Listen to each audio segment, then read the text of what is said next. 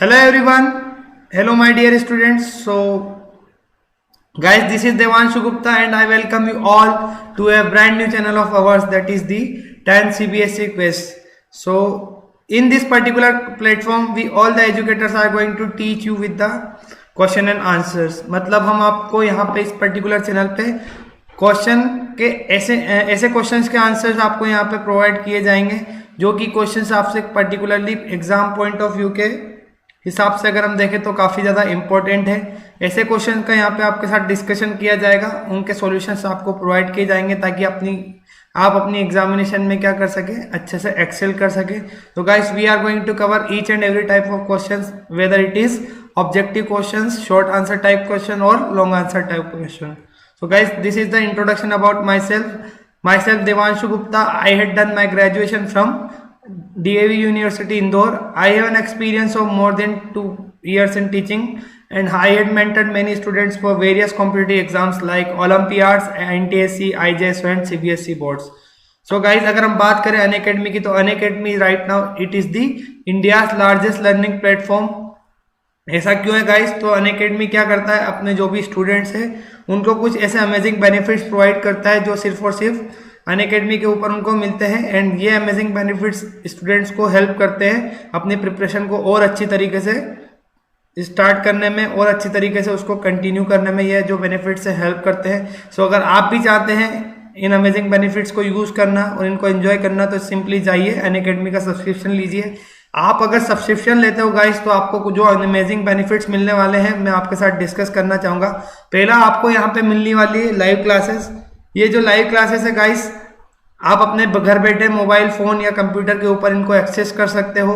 इन live classes में आपको मिलने वाला है रियल क्लासरूम एक्सपीरियंस, मतलब आप एक क्लासरूम में जिस तरीके से बैठ के पढ़ते हो वैसे ही एक्सपीरियंस आपको ये लाइव क्लासेस में मिलने वाला है। यहाँ आप अपने एजुकेटर के साथ चैट कर सकते हो, उनके साथ इंगेज हो सकते हो और उनके साथ डाउट्स पूछ सकते हो। दूसरा जो है, यहाँ पे आपको अननेसेसरी किसी भी कोचिंग में ट्रेवल करके जाने की ज़रूरत नहीं है, आपको अपना टाइम एंड एनर्जी वेस्ट करने की ज़रूरत नहीं है। आप सिंपली घर बैठे अपने फ़ोन से इन क्लासेस को एक्सेस कर सकते हो और आपका जो टाइम और एनर्जी बच रहा है उसको आप अपनी राइट डायरेक्शन में यूटिलाइज कर सकते हो। दूसरा, यहाँ पे लाइव टेस्ट और क्विजेस कंडक्ट कराए जाते हैं। Live test and quizzes conduct कराने का जो मोटिव होता है वो होता है कि ये हमको स्टूडेंट्स की जो प्रिपरेशन है उसका एनालिसिस बताते हैं कि उनकी जो प्रिपरेशन है वो कितनी अच्छी है एक पर्टिकुलर टॉपिक के ऊपर। इसलिए लाइव टेस्ट और क्विजेस को यहाँ पे क्या किया जाता है, कंडक्ट कराया जाता है, जो कि हमको इवेल्यूशन प्रोवाइड करते हैं पर्टिकुलर स्टूडेंट्स की प्रिपरेशन के बारे में। Third thing is that you are going to get the structured courses. यहाँ पे कोर्सेज को इस तरीके से स्ट्रक्चर किया जाता है एक लाइन में ताकि आपको क्या मिल सके, एग्जाम का जो सिलेबस है उसको कवर करने में हेल्प मिल सके और आप अच्छे तरीके से हर चीज़ को समझ सके, आपको हर चीज़ समझ में आ सके। इस तरीके से कोर्सेज को स्ट्रक्चर किया जाता है। And the next thing is that you are going to get the unlimited access, मतलब आप एक क्लास को बार बार 100 बार 1000 बार इनफाइनाइट टाइम तक यहाँ पे देख सकते हो। जो भी आपकी लाइव क्लासेस होती है वो एक रिकॉर्डेड लेक्चर के फॉर्म में यहाँ पे सेव हो जाती है प्लेटफॉर्म के ऊपर, तो आप उस क्लास को एक नहीं दो नहीं कितनी भी बार एक्सेस कर सकते हो। गाइस अगर हम बात करें तो आपको यहाँ पे जो पढ़ाने वाले एजुकेटर्स हैं वो है top educators, they are best among themselves. अगर हम बात करें तो इन एजुकेटर्स को अपनी अपनी पर्टिकुलर सब्जेक्ट और फील्ड में काफ़ी ज़्यादा एक्सपीरियंस्ड है, ठीक है। इनके गाइडेंस के अंदर आप अपनी प्रिपरेशन को स्टार्ट कर सकते हो और अच्छे नंबर से पास हो सकते हो, बिकॉज ये जो एजुकेटर्स है वो बहुत सालों से पढ़ा रहे हैं, उनको काफ़ी अच्छा एक्सपीरियंस है, तो उनको पता है कि स्टूडेंट को पर्टिकुलर एग्जाम के लिए किस तरीके से प्रिपेयर करना है और स्टूडेंट को किस तरीके का गाइडेंस की ज़रूरत होती है। तो ये गाइडेंस आपको इन पर्टिकुलर टॉप एजुकेटर्स के थ्रू मिल सकता है।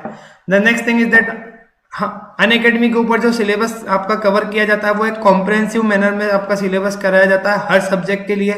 हर सब्जेक्ट को यहाँ पे आपको डिटेल डिस्कशन कराया जाता है हर टॉपिक के ऊपर, उस टॉपिक से रिलेटेड क्वेश्चंस यहाँ पे आपको सॉल्व कराए जाएंगे और उसके ऊपर हर टॉपिक के ऊपर आपको क्या किया जाएगा, एक मॉक टेस्ट कंडक्ट कराया जाएगा ताकि आपका हर चीज़ उस पर्टिकुलर टॉपिक से आपको क्या मिल सके, कवर हो सके, आप हर चीज़ को अच्छे तरीके से समझ सके।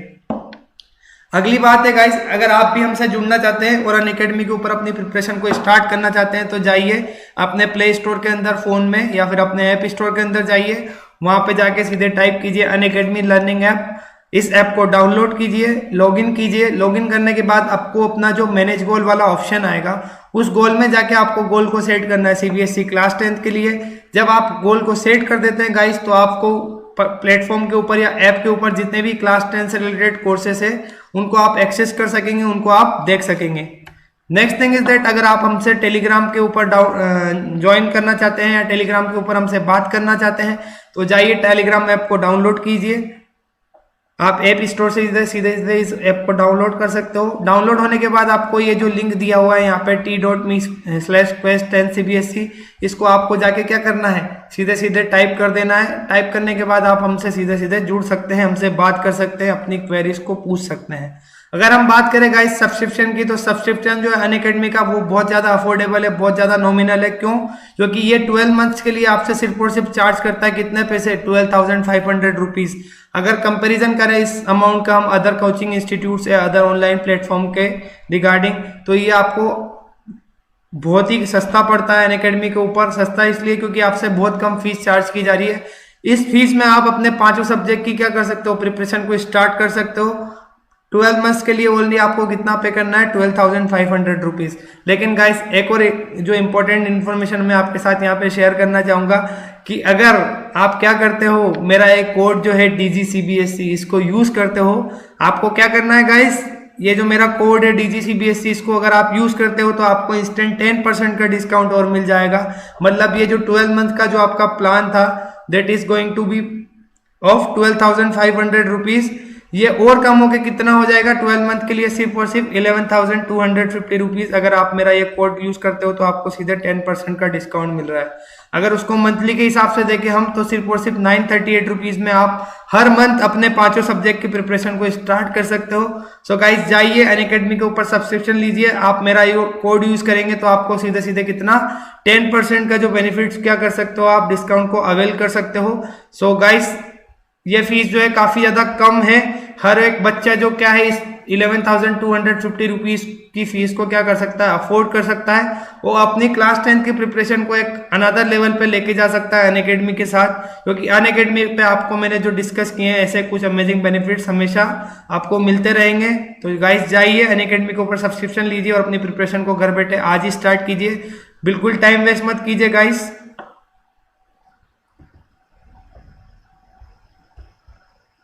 Today we are going to discuss the best ever strategy to ace the class 10th biology। मतलब हम क्या डिस्कस करने वाले हैं, that what is the best strategy to ace the class 10th biology। मतलब हमारी स्ट्रेटेजी किस तरीके की होनी चाहिए, कौन कौन सी ऐसी हमारी अप्रोच होनी चाहिए, हमको किस तरीके से प्लानिंग करना चाहिए क्लास 10th की बायोलॉजी की प्रिपरेशन के लिए। So guys I will be going to discuss each and every minute details of the strategy with you guys. मैं आपके साथ यहाँ पे इस स्ट्रेटेजी को डिस्कस करूंगा, हर एक पॉइंट्स आपके साथ डिस्कस करूंगा कि आपको किस तरीके से प्रिपेयर करना है, आपकी अप्रोच किस तरीके से होनी चाहिए और आपको कौन कौन सी ऐसी इंपॉर्टेंट स्टेप्स है जो आपको ध्यान में रखना है अपनी क्लास 10th की बायोलॉजी की प्रिपरेशन को अगर आप स्टार्ट करना चाहते हैं। तो गाइस मैंने कुछ पॉइंट्स हैं यहाँ पे इस पर्टिकुलर स्लाइड के ऊपर मेंशन किए हैं, जिनको मैं आगे की स्लाइड्स में आपके साथ 1 बाय 1 डिस्कस करूंगा। हम स्टार्ट करते हैं आज इस स्ट्रेटेजी के बारे में। स्ट्रेटेजी क्यों जरूरी होती है, सबसे पहले तो वो हम डिस्कस करते हैं कि हमको स्ट्रेटेजी बनाने की जरूरत क्यों है। देखो गाइस क्या होता है, किसी भी अगर हमको काम करने की जरूरत है तो उसके पीछे एक प्लान होना हमारा जरूरी होना चाहिए। प्लान मतलब कि हमको किस तरीके से चीजों को करना है, तो अगर हमको यहाँ पे क्लास 10th की बायोलॉजी में अच्छे मार्क्स लेके आना है सीबीएसई बोर्ड की एग्जाम में, तो हमको एक प्लानिंग की जरूरत है। वो प्लानिंग होती है स्ट्रेटेजी। प्लानिंग मतलब कि अगर आपने एक कोट सुना होगा कि a well plan is half done, मतलब एक अगर हमारे पास प्लान अच्छे सा रेडी होता है पहले से ही, तो आगे आने वाला काम जो है हमारा वो आधा वैसे ही खत्म हो जाता है। सो स्ट्रेटेजी भी आपको भी ऐसी तरीके से आपको हेल्प करने वाली है। किस तरीके से हेल्प करेगी वो मैं आपके साथ आगे शेयर करने वाला हूं। आप देखिए, इस स्ट्रेटेजी को फॉलो करिए, इन सारे पॉइंट्स को ध्यान में रखिए। Trust me, you are going to get very good result in the class 10 CBSE biology examination. So guys सबसे पहले आपको क्या है ना, अपना सिलेबस पता होना चाहिए। That you should know about your syllabus. Syllabus का मतलब है जितना पोर्शन आपसे एग्जामिनेशन में पूछे जाने वाला है, या फिर एग्जामिनेशन में जिस पोर्शन से आपसे क्वेश्चंस पूछे जाने वाले हैं वो सिलेबस, वो पोर्शन आपको पता होना चाहिए, उसी पोर्शन को हम सिलेबस कहते हैं। अब सिलेबस आपको पता होना क्यों जरूरी है, इसका भी मैं आपको बता देता हूँ कि क्यों पता होना। अगर आपको सिलेबस पता नहीं होगा तो आप एक तो सबसे पहले क्या करेंगे, इररिलेवेंट चीजें भी पढ़ सकते हैं क्योंकि आपको पता ही नहीं कि सिलेबस कितना है। दूसरा, या फिर आप बहुत कम पढ़ के चले जाएंगे। अगर आपसे एग्जामिनेशन में 6 चैप्टर्स पूछे जा रहे हैं लेकिन आपको नहीं पता है कि हमसे सिलेबस कितना पूछा जाएगा, तो आप क्योंकि आपको पता ही नहीं है तो आप सिर्फ 2 चैप्टर पढ़ के चले गए। सो पहला तो ये केस होगा। या फिर आपसे पूछे जा रहे हैं 4 चैप्टर और आप 8 चैप्टर पढ़ के चले गए, या फिर कुछ इररिलेवेंट टॉपिक पढ़ के चले गए।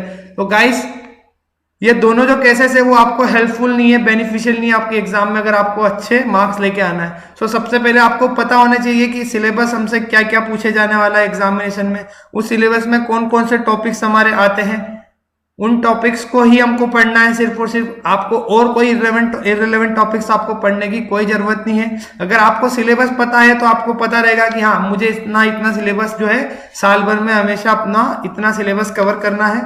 ठीक है, तो ये तो बात हुई गाइस सिलेबस की। दूसरी बात होती है कि आपको बुक्स कौन कौन सी पढ़नी और पढ़ाई किस तरीके से करनी। तो पहला गाइस, मैं आपके साथ यहाँ पे ये बात शेयर करना चाहूंगा कि आपको सिर्फ और सिर्फ एनसीईआरटी की बुक को ही रिलीजियसली फॉलो करना है, उसकी हर लाइन बाय लाइन आपको पढ़ना है। ठीक है, ऐसा नहीं कि आपने सरफेस ऊपर से पढ़ लिया और बस एग्जाम देने चले गए। So it's not gonna help you. What you need to do is that you need to study the NCERT book religiously. आपको लाइन बाय लाइन उसको पढ़ना है, उसका मीनिंग समझने की बहुत ज्यादा जरूरत है। आपको अंडरस्टैंडिंग डेवलप करना होगी कि हाँ, एनसीईआरटी की बुक में जो ये लाइंस दी हुई है, इस पैराग्राफ का क्या मतलब होता है और ये हमसे क्या कहना चाह रहा है। ठीक है, तो आपको इस तरीके से अपनी एनसीईआरटी बुक की पढ़ाई करना है, उसमें जो सारे टॉपिक्स मेंशन्ड है उनको कवर करना है, उनके ऊपर आपको सिर्फ और सिर्फ फोकस देना है। आपको और किसी बुक पढ़ने की जरूरत नहीं है। There is no need to go behind any other guides. ठीक है, बहुत सारे स्टूडेंट्स क्या करते हैं, एक दूसरे को देख के मार्केट में जो नई नई बुक आती है, ठीक है, उनको खरीद के लेके आ जाते हैं और एनसीईआरटी को पढ़ना छोड़ देते हैं। लेकिन गाइस, आपको ऐसा बिल्कुल भी नहीं करना है। NCERT is the mother of all other books. ठीक है, आपको सिर्फ और सिर्फ एनसीईआरटी अगर आपने पढ़ लिया तो it is more than sufficient. हाँ, अगर कुछ बच्चे जिनका एनसीईआरटी ऑलरेडी कवर हो चुका है तो एक सेकंड रेफरेंस के लिए क्या ले सकते हैं, अपने क्लास नोट्स के थ्रू अपना सिलेबस को कवर कर सकते हैं या फिर प्रिपेयर कर सकते हैं। सो एक रेफरेंस के लिए आप क्या ले सकते हो, आपको यहाँ पे जो क्लास नोट्स प्रोवाइड किए जाएंगे उनको आप देख सकते हो। There is no need to go behind और go through the different books. ठीक है, तो गाइस, इस तरीके से आपको अपनी पढ़ाई को पढ़ना है। ठीक है, पहला जो आपको सिलेबस पता होना चाहिए, दूसरा आपको कौन सी बुक्स पढ़ना है। सेकेंड थिंग इज दैट आपको एग्जाम पैटर्न पता होना चाहिए। एग्जाम पैटर्न पता होना बहुत जरूरी होता है गाइस। अगर किसी भी एग्जामिनेशन को आप क्रैक करना चाहते हैं और तो आपको उसके एग्जाम पैटर्न के बारे में पता होना चाहिए। अब एग्जाम पैटर्न में आपको कौन कौन से जो पॉइंट्स हैं उनको ध्यान रखना चाहिए। ठीक है, कौन कौन से जो, तो सबसे पहले आपको यह पता होना चाहिए कि जो आपका सब्जेक्ट का पेपर है वो कितने घंटे का पेपर है। कितने घंटे का पेपर है मतलब कि आपको पर्टिकुलर पेपर को सोल्व करने के लिए टाइम ड्यूरेशन जो दिया जाने वाला है वो कितना ड्यूरेशन आपको मिलने वाला है। दूसरा, कितने मार्क्स का पेपर आने वाला है। ठीक है, तो जनरली क्या होता है, साइंस के जो टेंथ सीबीएसई बोर्ड्स की एग्जाम होती है, ठीक है, उसमें हर सब्जेक्ट में अराउंड 80 मार्क्स का पेपर होता है। तो 80 मार्क्स का आपसे पेपर पूछा जाएगा गाइस, वो आपको मिलेंगे 3 घंटे। तो इस तरीके से आपको पेपर को सोल्व करना है, इस तरीके से अपनी प्रिपरेशन को सोल्व करना है कि आपको इतना प्रिपेयर हो जाना चाहिए कि हाँ, मैं 80 मार्क्स का जो पेपर है उसको इस पर्टिकुलर टाइम ड्यूरेशन जो हमको मिलने वाला है एग्जाम में, उसमें मैं सोल्व कर सकता हूँ। The next thing is that आपको पैटर्न पता होना चाहिए और मार्किंग स्कीम पता होना चाहिए। पैटर्न और मार्किंग स्कीम क्या होती है, तो पैटर्न मतलब कि आपसे कितने क्वेश्चन पूछे जाने वाले हैं एग्जाम में, कितने मतलब होता है ना 10 क्वेश्चन 20 क्वेश्चन। ठीक है, तो इस तरीके से आपको total number of question that is going to be asked in your examination, आपको उतना पता होना चाहिए कि हम उससे कितने क्वेश्चन पूछे जाएंगे। ठीक है, उसके बाद आपको क्वेश्चंस की कैटेगरी पता होनी चाहिए गाइस। कैटेगरी मतलब मार्किंग स्कीम क्या है, जो आपसे टोटल नंबर ऑफ क्वेश्चंस पूछे जाने वाले हैं उसमें कितने नंबर के कितने क्वेश्चंस आएंगे, कितने कैटेगरी के मतलब सिमिलर एक जैसे क्वेश्चंस कितने आपसे पूछे जा सकते हैं। एक जैसे क्वेश्चंस मतलब होता है ना कि कुछ क्वेश्चन होते हैं very short answer type questions, कुछ होते हैं शॉर्ट आंसर टाइप क्वेश्चन, कुछ होता है लॉन्ग आंसर टाइप क्वेश्चन। तो ये पैटर्न जो है आपको समझना बहुत जरूरी है एग्जाम पैटर्न का। ठीक है, कि एग्जामिनेशन जो आपकी होने वाली हो किस पैटर्न के ऊपर होगी, उसकी मार्किंग स्कीम क्या होगी, तो ये आपको पता होना बहुत जरूरी है गाइस। क्यों, क्योंकि ये आपको हेल्प करने वाला है अपनी प्रिपरेशन में। आपको पता लगेगा कि हाँ, मुझे कितने किस टाइप के क्वेश्चंस को प्रिपेयर करने की जरूरत है और कितने क्वेश्चंस मुझे प्रिपेयर करने की जरूरत है। अब एग्जाम्पल के तौर पे अगर हम यहाँ बात करें साइंस के पेपर की, ठीक है, तो साइंस का पेपर होता है आपका 80 मार्क्स का, ठीक है, जिसमें 3 सब्जेक्ट होते हैं, फिजिक्स, केमिस्ट्री और बायोलॉजी। इन तीनों सब्जेक्ट का कितना होता है, इक्वल वेटेज होता है, इक्वल वेटेज होता है। तो अगर हम डिवाइड करें तो अराउंड 27 मार्क्स का आपसे बायोलॉजी का सेक्शन एग्जाम में पूछे जाने वाला है। अब जो आपका साइंस का पेपर होता है उसका पैटर्न कुछ इस तरीके से होता है कि मैं आपके साथ शेयर करना चाहूंगा कि टोटल जो आपसे क्वेश्चंस पूछे जाने वाले हैं वो है 36 क्वेश्चन। अब 36 क्वेश्चन में आपको टोटल हर सब्जेक्ट से क्वेश्चन पूछे जाएंगे, दैट इज फिजिक्स, केमिस्ट्री और बायोलॉजी से। तो ये जो 36 क्वेश्चन जो आपसे पूछे जाने वाले हैं, 36 क्वेश्चन, उनका डिस्ट्रीब्यूशन किस तरीके से होगा, तो 20 क्वेश्चन जो आपसे वो या तो very short answer type questions होंगे या फिर ऑब्जेक्टिव क्वेश्चंस होंगे, ठीक है। क्या होंगे, 20 क्वेश्चंस आपसे क्या होंगे, 20 क्वेश्चन जो आपसे पूछे जाएंगे वो कैसे होंगे गाइस, 20 क्वेश्चन जो आपसे वो 1 मार्क ईच क्वेश्चन होगा, ठीक है, मतलब 20 इंटू 1, ठीक है, 20 इंटू 1 मतलब कितना हुआ,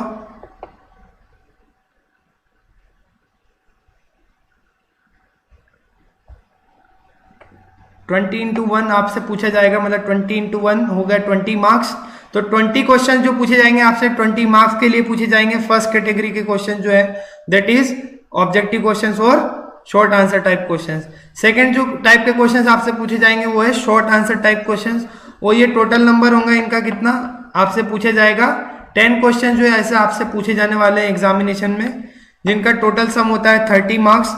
और 6 क्वेश्चंस आपसे very long answer type questions पूछे जाएंगे, जिनका हर एक क्वेश्चन के जो है 5 मार्क का एक क्वेश्चन होगा, जो टोटल अगर हम यहाँ पे सम करते हैं तो होता है 30 मार्क्स। तो इस तरीके से पूरा पेपर जो है 20 प्लस 30 प्लस 30 जो 80 मार्क्स का पेपर आपका इस तरीके से डिस्ट्रीब्यूटेड रहता है। इस तरीके से आपका मार्किंग स्कीम होता है क्वेश्चंस का।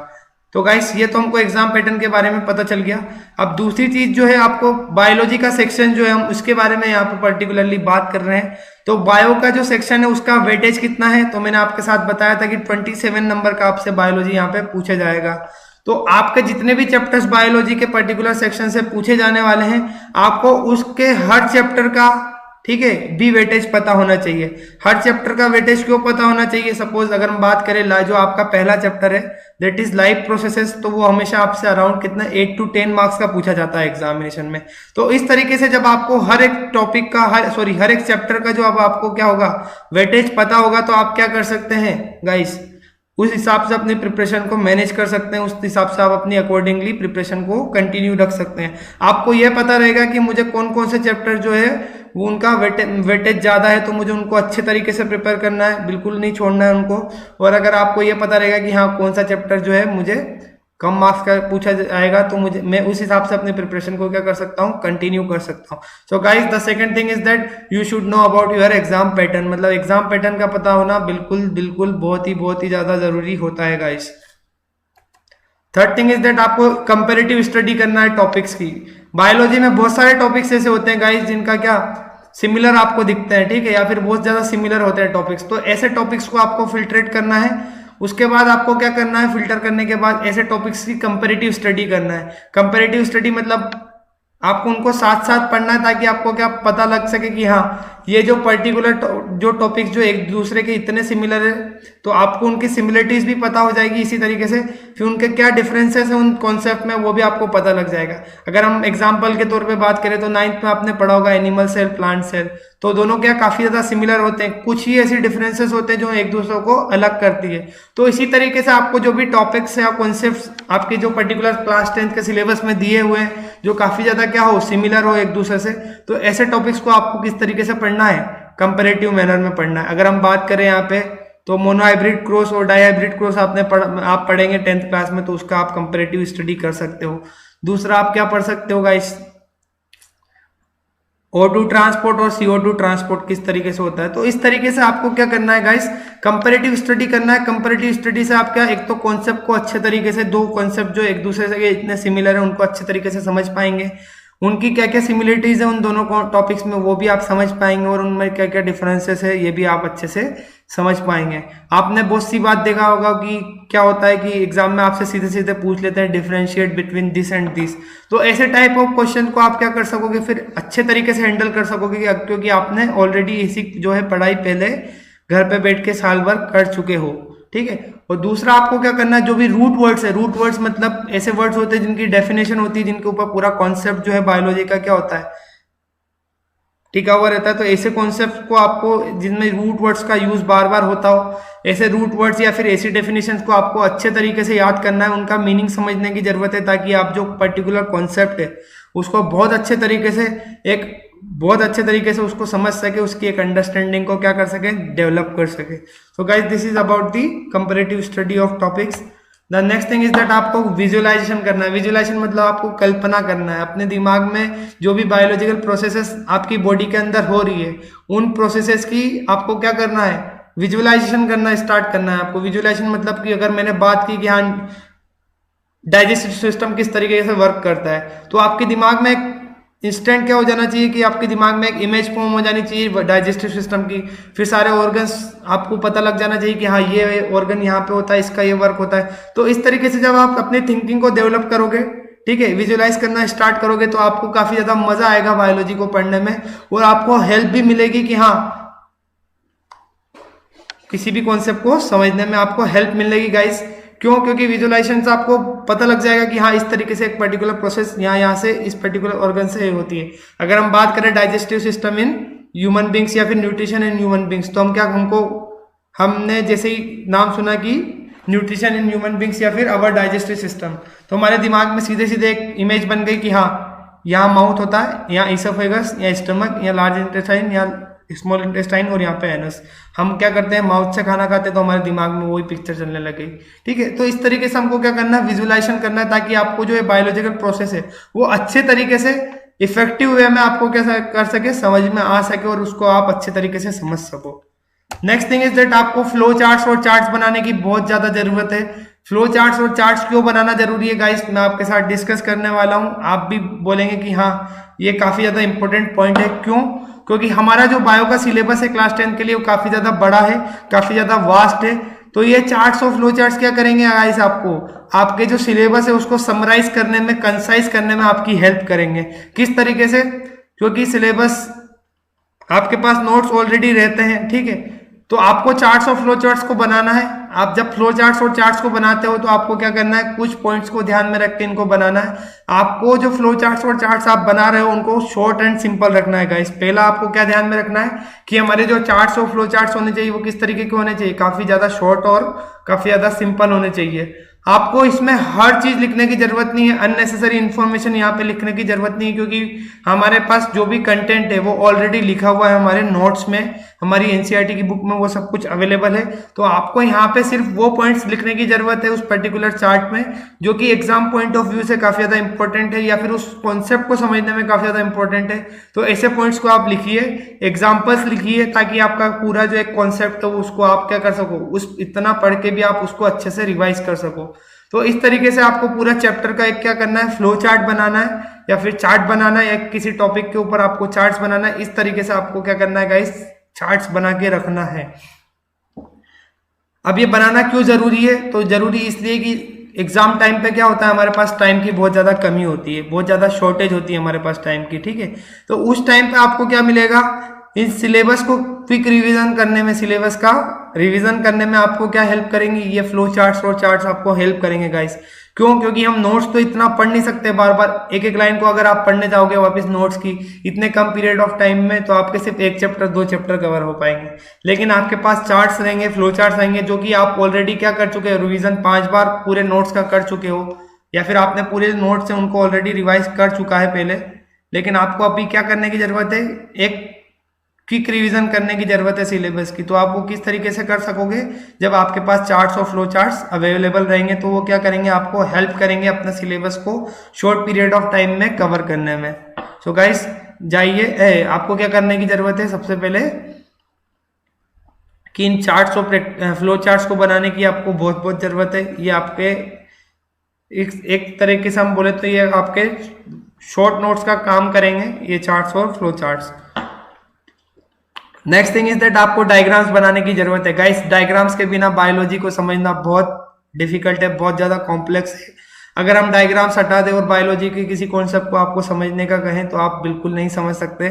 आप क्या, मैं क्या, कोई भी बायोलॉजिस्ट इसको समझ नहीं सकता, क्योंकि डायग्राम से हमको अंडरस्टैंडिंग मिलती है कि कौन सी प्रोसेस किस तरीके से किस पर्टिकुलर ऑर्गन में होती है। तो गाइस डायग्राम्स की प्रैक्टिस करना भी आपको बहुत ज्यादा जरूरी है। डायग्राम्स प्रैक्टिस करना इसलिए जरूरी है क्योंकि सबसे पहला तो क्या कि आपको अगर डायग्राम्स पता रहेंगे तो आप क्या कर सकते हो, एक पर्टिकुलर टॉपिक को अच्छे से समझ सकते हो। तो पहला तो हमारी अंडरस्टैंडिंग को ही डेवलप करने में हमको क्या है, diagrams are very important. Second thing is that diagrams आपसे बहुत सी बार एग्जाम में सीधे सीधे क्वेश्चन में पूछे जाते हैं। तो अगर आपको डायग्राम बनाना नहीं आएगा तो आपका क्वेश्चन आप वहां पे सॉल्व नहीं कर पाओगे, एग्जाम में उसका आंसर नहीं लिख पाओगे। तो आपको एग्जाम में बहुत सी बार डायग्राम्स बेस्ड क्वेश्चन पूछे जाते हैं, उन क्वेश्चंस के आंसर्स आपको लिखना है। तो आपको डायग्राम की प्रैक्टिस होना क्या है, काफी ज्यादा जरूरी है। आपको डायग्राम्स बनाना आना चाहिए, कैसे, नीट एंड क्लीन डायग्राम और वेल लेबल डायग्राम आपको बनाने की जरूरत है गाइस। तो आप किस तरीके से डायग्राम की प्रैक्टिस करें वो मैं आपके साथ डिस्कस करूंगा। आपको कौन कौन से डायग्राम्स के ऊपर ध्यान देना जरूरी है। तो आपको सबसे पहले एनसीईआरटी की बुक में आपके जितने भी डायग्राम्स दिए हुए हैं उन सारे डायग्राम्स की प्रैक्टिस आपको करना ही करना है। हर डायग्राम को आपको अराउंड 2 से 3 बार बना के देखना है, ठीक है। और इसके साथ साथ आपको प्रीवियस 10 साल के पेपर्स में जो भी डायग्राम बेस्ड क्वेश्चन पूछे हुए हैं, ठीक है, उन क्वेश्चंस के भी आपको क्या करना है, आंसर्स में जो डायग्राम पूछे गए उन आंसर्स की प्रैक्टिस करना है, उन डायग्राम्स की आपको क्या करना है गाइस, प्रैक्टिस करना है। सो गाइस पहला आपको क्या करना है, एनसीईआरटी बुक के जो सारे डायग्राम्स आपको दिए हुए हैं एनसीईआरटी बुक के अंदर उन सारे डायग्राम्स की प्रैक्टिस करना है। दूसरा, आपसे जो भी क्वेश्चन पूछे गए हैं, ठीक है, पास्ट 10 ईयर्स में जो कि डायग्राम बेस्ड क्वेश्चन है, उन सारे क्वेश्चंस को भी आपको एक बार सॉल्व करके देखना है। उनमें जो डायग्राम्स पूछे गए उनकी प्रैक्टिस करके आपको देखना है। Diagrams are also necessary in a question of 5 marks. 5 mark के क्वेश्चन में अधिकतर मेजोरिटी बार ये देखा गया है या फिर मोस्टली ये देखा गया है कि आपसे डायग्राम पूछा जाता है। तो आपको 5 मार्क्स वाले क्वेश्चन में अगर फुल मार्क्स लेके आना है तो आपको क्या है, एक क्लीन डायग्राम और नीट डायग्राम बनाने की जरूरत होती है। तो अगर आपकी प्रैक्टिस इतनी अच्छी रहेगी कि आप सारे डायग्राम्स पहले ही ऑलरेडी कवर कर चुके हो, उनकी प्रैक्टिस कर चुके हो, तो आप ऐसे 5 मार्क के क्वेश्चन या फिर ऐसे क्वेश्चन जिनमें आपसे डायग्राम पूछे जाएंगे एग्जामिनेशन में, आप उनको क्या कर सकते हो, वहां पे अच्छी तरीके से बना सकते हो डायग्राम और मार्क्स पा सकते हो। गाइस अगली बात करें हम तो previous year questions and sample papers की आपको प्रैक्टिस करना चाहिए। Practice previous year questions and sample papers. ऐसा क्यों जरूरी है गाइस, तो स्टेप बाय स्टेप मैं आपको बताऊंगा कि आपको अपनी जो नोट्स है उनको किस तरीके से पढ़ना है, क्वेश्चन आंसर किस तरीके से सोल्व करना है, कौन कौन से आपको क्वेश्चन सोल्व करने की जरूरत है। तो सबसे पहला जो स्टेप होता है गाइस वो आपको, मैंने जैसे बताया था पहले भी, आपको एनसीईआरटी की जो बुक है आपकी उसको इतने अच्छे तरीके से पढ़ना है कि आपका कुछ भी नहीं छूट जाए उस एनसीईआरटी की बुक में से। एनसीईआरटी की बुक को अच्छे से पढ़ने के बाद आप क्लास नोट्स को एक बार पढ़ लें अच्छे से थोरोली। इन दोनों चीजों को पढ़ने के बाद आपको क्या करना है, एनसीईआरटी की एक्सरसाइज जो है गाइस उसमें जो क्वेश्चन दिए हैं उनको आप घर बैठे सॉल्व करके देखिए, उन क्वेश्चंस के आंसर लिख के देखिए। एनसीईआरटी का एक एग्जाम्पलर आता है, उसमें भी ऐसी प्रॉब्लम्स दी हुई होती है, हर चैप्टर के ऊपर कुछ क्वेश्चन दिए हुए होते हैं। उन क्वेश्चंस को आप घर बैठ के सॉल्व करके देखिए, उनके आंसर लिख के देखिए, उनके आंसर्स को फॉर्म करके देखिए आपसे आंसर बन रहे हैं कि नहीं बन रहे, कौन सी जगह आपको प्रॉब्लम आ रही है, उन टॉपिक्स को वापस से एक बार पढ़िए। तो इस तरीके से आपको क्या पढ़ना है, पहले एनसीईआरटी बुक को पढ़ना है, फिर क्लास नोट्स को पढ़ना है। इतना जब आपका चैप्टर पूरा कंप्लीट हो जाए उसके बाद आपको एनसीईआरटी की एक्सरसाइज और एनसीईआरटी के एग्जाम्पलर को सोल्व करके देखना है। ये एनसीईआरटी की एक्सरसाइज और एग्जाम्पलर को जब आप सॉल्व करेंगे तो आपको पता लगेगा कि हाँ मुझे इस पर्टिकुलर चैप्टर में कौन कौन से पार्ट्स जो है मेरे स्ट्रॉन्ग है और कौन कौन से जो टॉपिक्स है उसको मुझे एक बार और ध्यान देने की जरूरत है।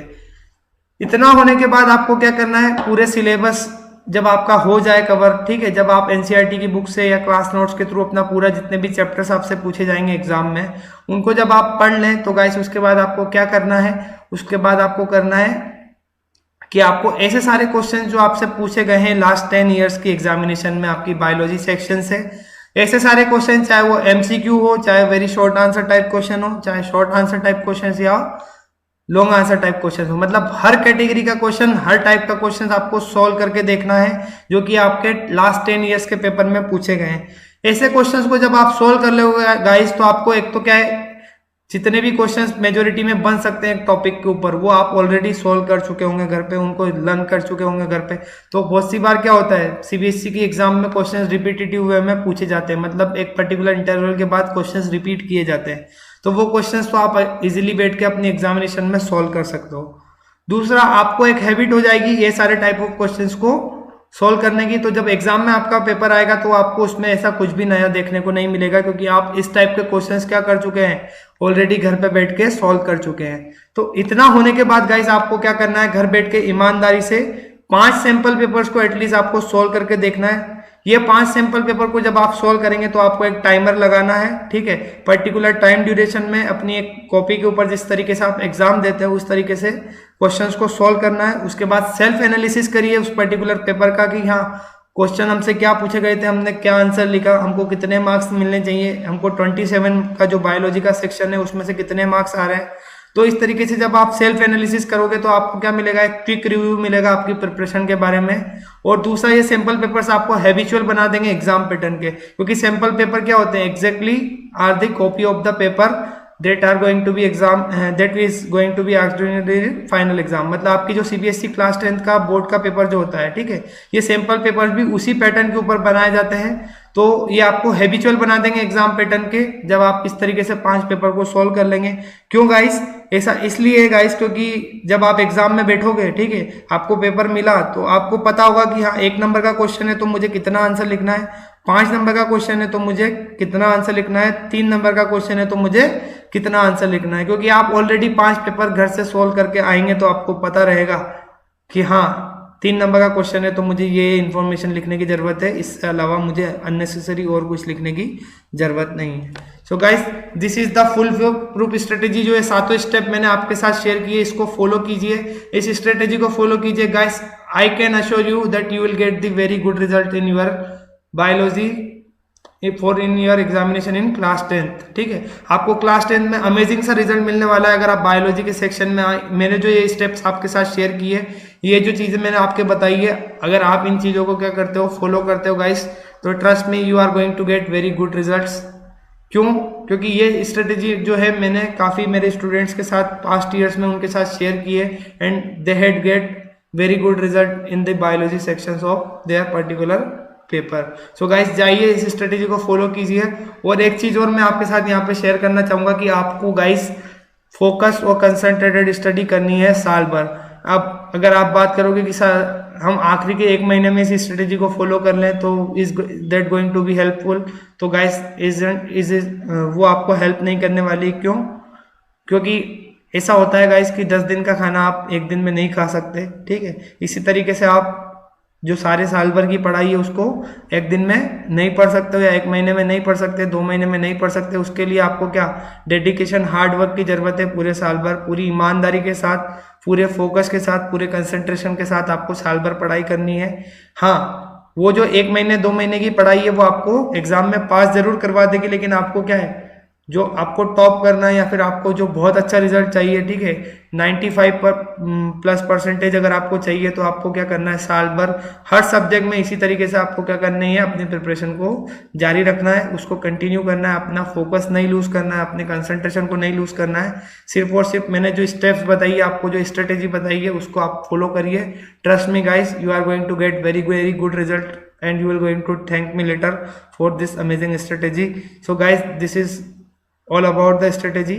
ठीक है, जाइए अपनी बायोलॉजी का सेक्शन को इस पर्टिकुलर स्ट्रेटेजी के साथ फॉलो करिए, अपनी प्रिपरेशन को स्टार्ट करिए और एग्जाम के लिए अच्छे से प्रिपेयर करिए।